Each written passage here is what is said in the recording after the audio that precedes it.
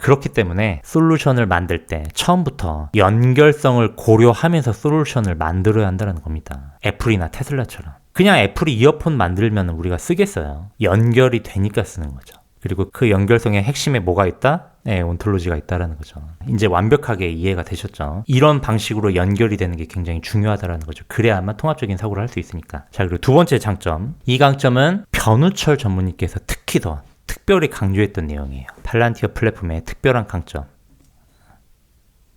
솔루션이 무한하다라는 겁니다. 제너럴한 플랫폼이기 때문이라는 거예요. 이건 실제로 변울철 전무님께서 이렇게 얘기하셨어요. 팔란티어 플랫폼이 빈 도화지와 같아서 무엇이든 다 그릴 수 있다라고요. 똑같이 얘기하신 걸 제가 그대로 적은 겁니다.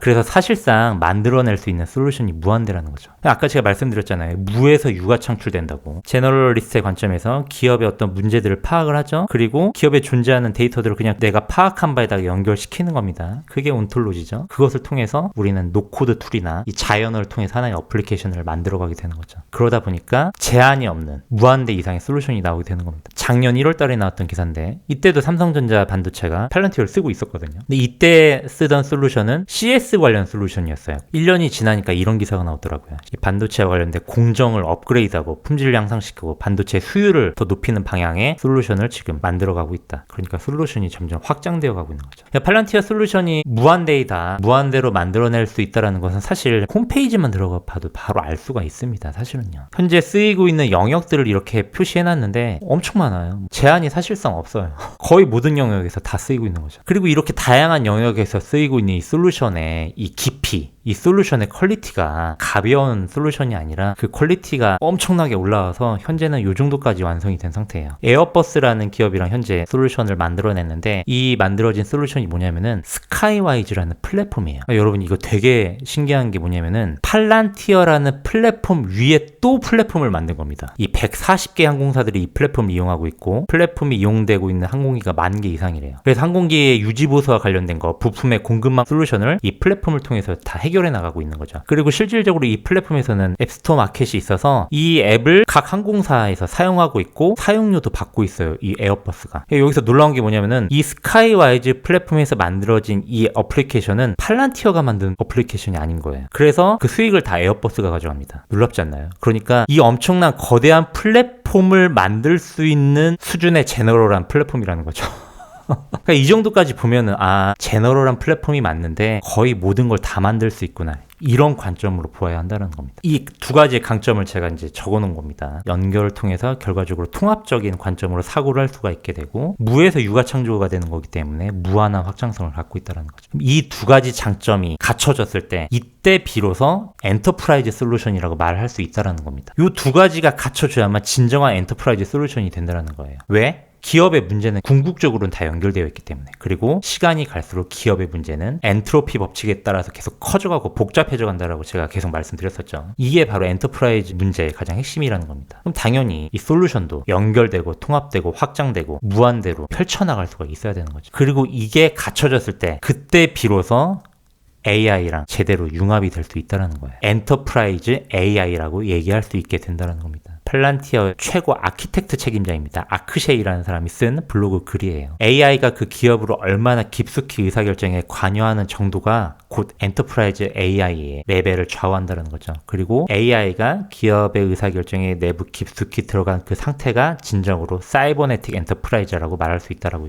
얘기를 하는 거죠. 그럼 반대로 한번 질문 드려볼까요? 이런 통합 아키텍처로 구성되어 있지 않다면 어떻게 될까? 지난 오프라인 모임 때 오셨던 개발자분이 해주신 이야기예요. 이 기업은 요 땡땡 기업은 국내에서 가장 핫한 IT 기업입니다. 완전 트렌디하고 이 IT 기업의 솔루션 유저만 해도 제가 알기로는 5년 전에 1000만 명이 넘었던 걸로 제가 기억을 하는데 이 IT 기업의 이 아키텍처는 어떻게 구성되어 있는가? 하나도 통합이 안 되어 있다는 거죠. 그래서 업무 처리하는데 실질적으로 보니까 이 SaaS 솔루션만 10개 넘게 쓰고 있고 이게 통합이 제대로 안 돼 있다 보니까 뭔가 이 주문 처리할 게 많아지게 되면 바로 병목 현상에 걸리더라는 거예요. 국내에서 가장 핫한 이 업계를 리드하고 있는 IT 기업의 개발자가 하신 이야기입니다. 근데 이거는 팔란티어에서 몇 년 전부터 계속 하던 이야기예요. 이 솔루션들이 합쳐질수록 하나의 관점에 통합 아키텍처로 구축이 되지 않으면은 계속 방해 요인들이 하나둘씩 늘어나게 되고 결과적으로 이 시스템이 커져갈수록 느려질 수밖에 없다라는 거죠. 필요 필연적으로 나타나게 되는 문제라는 겁니다. 그리고 이거는 한 달 전에 올라왔던 글인데 유안타증권에서 AI 에이전트를 만든 그 개발기 과정을 보여준 글인데 AI 에이전트 굉장히 많은 기업들에서 시도를 하고 있거든요. 그런데 하나의 일관된 관점으로 연결해서 통합된 이 아키텍처가 되어 있느냐 안 되어 있느냐에 따라서 그 결과물이 천차만별로 나뉘게 된다는 겁니다. 보통 이 AI 에이전트를 구축을 할 때 가장 흔히 쓰는 기법 중에 하나가 바로 이 RAG라는 거거든요. 이 RAG가 뭐냐면은 질문을 했을 때 LLM이 그냥 자기가 트레이닝된 답을 하는 게 아니라 외부 데이터베이스를 검색을 해서 그 내용을 요약을 해서 알려주는 시스템인 거예요. 그래서 RAG를 통해서 그 기업 내부의 데이터베이스를 검색을 해서 사용자 유저에게 알려주는 이 포맷의 에이전트를 만들려고 했는데 보니까 기본 데이터들은 검색을 잘 하는데 이 실시간 데이터는 처리가 하나도 안 되더라는 거죠. 안 되더라는 거예요. 그래서 사실상 이 RAG 테크닉은 포기해야겠다라고 쓴 글입니다. 그러니까 다양한 데이터가 통합이 안 되는 거죠. 그리고 LLM에다가 몇 개의 함수들을 엮기만 해도 바로 문제가 생기더라는 겁니다. 작동이 제대로 안 되더라는 거죠. 그래서 굉장히 의미심장한 글을 남겼는데 이렇게 얘기를 했습니다. 시스템을 구축해봤는데 이 POC 레벨에서는 그러니까 간단한 소규모 마이너 프로젝트 데모 버전에서는 굉장히 잘 작동을 하던 것들이 실제 프로덕션 레벨로 가게 되면 작동을 잘 안 하더라는 거죠. 근데 이것도 팔란티어에서 계속 하던 이야기예요. 이 에이전트 시스템을 구축하는 과정에서 POC가 중요한 게 아니다. 프로덕션이 중요하다. 언제까지 채팅만 할래? 통합을 해서 의사결정을 해서 아키텍처를 변화시킬 수 있는 상태. 그래서 기업의 내부 의사결정까지 깊숙이 들어가야 진정 엔터프라이즈 AI라고 할 수 있는 거지. 근데 실제 현업계에서는 AI 에이전트로 기업의 데이터베이스 검색하는 이 단순한 업무조차도 잘 되지 않더라는 겁니다. 개념적으로는 되게 쉽게 될 것 같은데 현실은 그렇지 않다라는 거죠.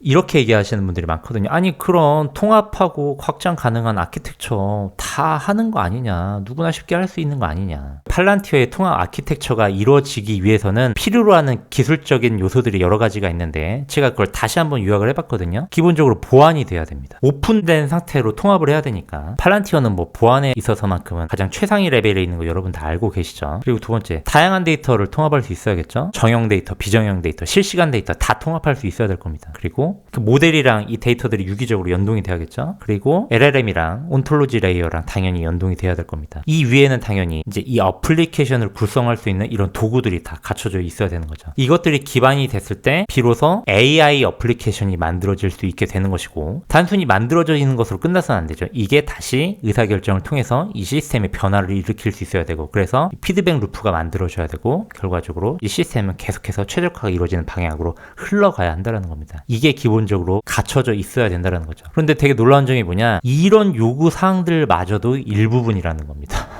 이렇게 시스템을 힘겹게 구축해 놨는데 데이터 소스가 여기서 더 늘어난다면 어떻게 될까? 변수들이 생기는 거죠. 사용하던 LLM을 교체해야 한다면 어떻게 될까? 그동안 다 연결해 놨었는데 프론트엔드 프레임워크를 전체 다 바꿔야 된다면 어떻게 될까? 문제가 생겨서 유저 숫자가 갑자기 엄청나게 늘어난다면 어떻게 될까? 그리고 이 모든 일들이 짧은 시간 안에 일어난다면 어떻게 될까? 이 시스템이 제대로 유지될 수 있을까를 얘기를 하는 거예요.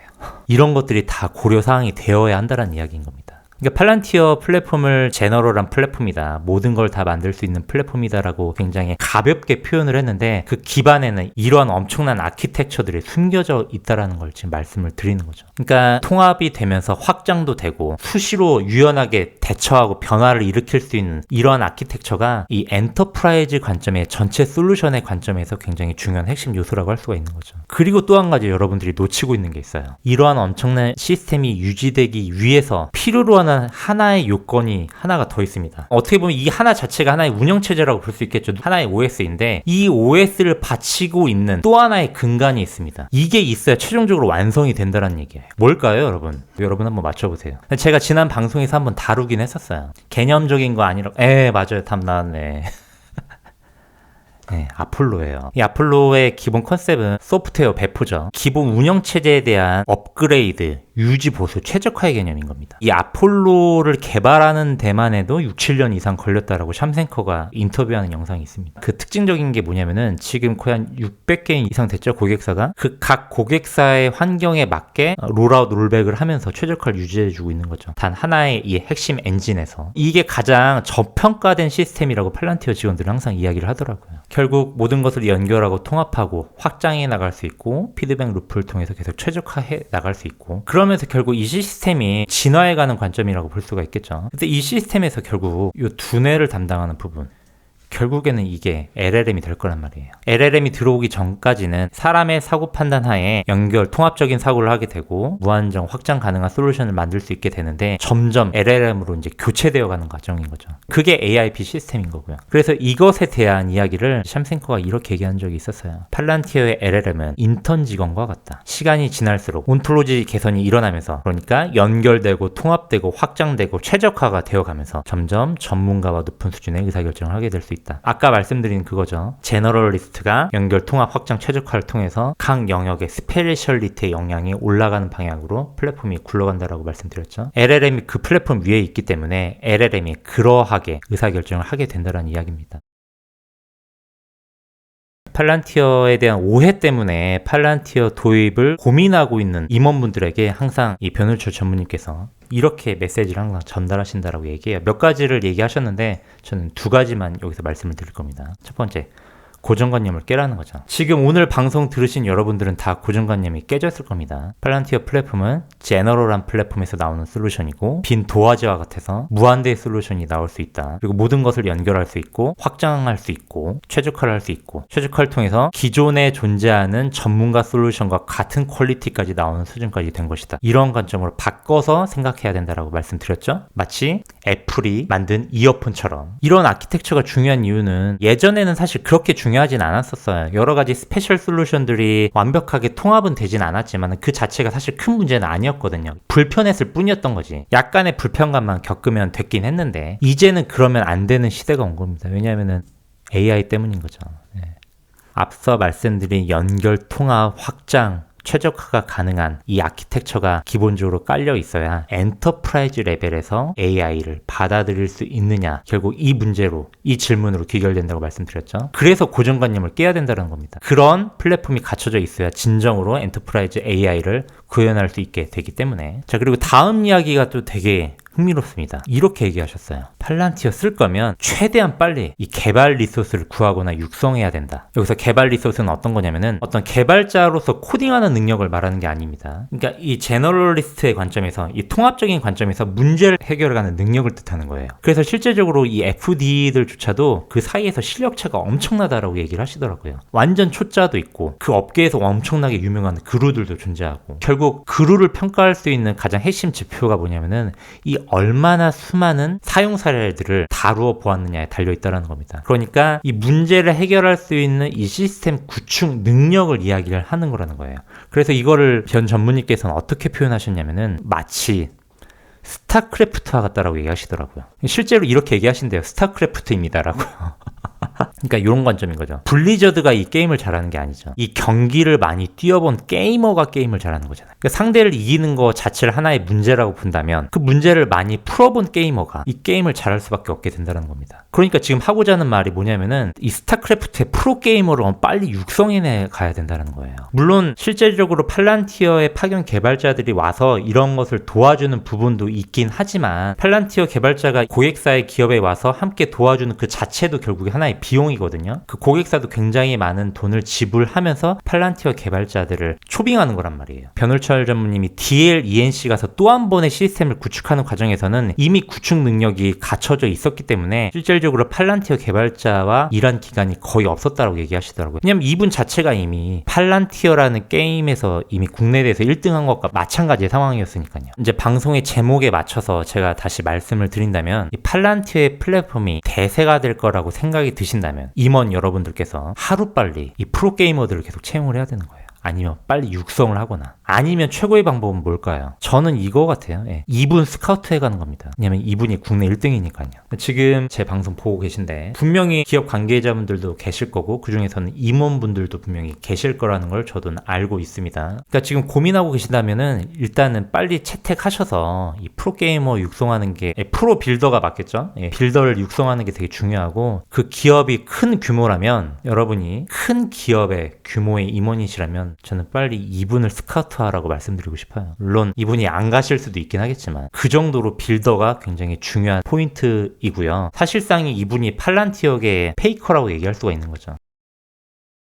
며칠 전에 메타의 AI 치프 과학자가 이런 글을 올렸습니다. LLM을 단순히 데이터만 많이 때려 붓는 것으로는 인간 수준의 AI, 그러니까 AGI에 도달할 수 없을 거라고 얘기를 하는 거죠. 그러니까 데이터만 늘려서는 해결되는 문제가 아니라는 겁니다. 그리고 여러분 다 아시죠? 안드레 카파시 이런 글을 올렸어요. 내가 AI 능력을 평가할 때 가장 기대하는 것은 그 AI가 박사급 난이도의 문제를 풀 수 있는지를 보는 게 아니라는 겁니다. 그러니까 우리 요즘에 딥리서치 많이 써보시잖아요. 어떤 질문 하나만 하더라도 거의 논문 수준으로 이 해결책을 주는데 자기가 보는 것은 이 능력이 아니라는 거예요. 진짜 중요한 것은 내가 채택한 AI가 인턴으로서 채용할 수 있는지 여부를 더 중요시 여긴다라는 겁니다. 어떤 과제를 주었을 때 과제를 위해서 데이터를 통합하고 솔루션을 만들고 피드백을 보고 다음 주에 다시 와서 다시 한번 해보고 그래서 점점 솔루션이 연결되고 통합되고 확장돼서 이 솔루션이 점점 더 발전되어 가는지를 더 중요시 여긴다라는 거죠. 그러니까 AI가 계속해서 진화해가는 이 방향성을 더 중요시 여긴다라는 겁니다. 그럼 AI가 이런 방식으로 진화해 가려면 결국 무엇이 중요하냐? 그 기반에 연결할 수 있고 통합할 수 있고 무한대로 확장할 수 있고 최적화할 수 있는 이 플랫폼이 기본 인프라가 깔려 있어야 된다는 이야기인 거죠. 변전무님께서는 이제 스타크래프트를 비유하셨는데 저는 딱 이게 떠오르더라고요. 로블록스 같네. 누구나 게임 쉽게 만들 수 있잖아요, 여기서. 그리고 다 연결돼 있습니다. 그리고 그 게임을 다 확장해 나갈 수 있죠. 그리고 무슨 게임이든 다 만들 수 있어요. 이게 로블록스의 기본 컨셉이죠. 그런데 이 로블록스를 제3자로서 바라보는 누군가들이 이렇게 얘기하는 겁니다. 뭐야, 로블록스 별거 아니네. 로블록스에서 만든 게임, 전문 게임 개발사가 만든 게임 수준이랑 다를 바가 없네라고 얘기를 지금 하고 있다라는 거죠.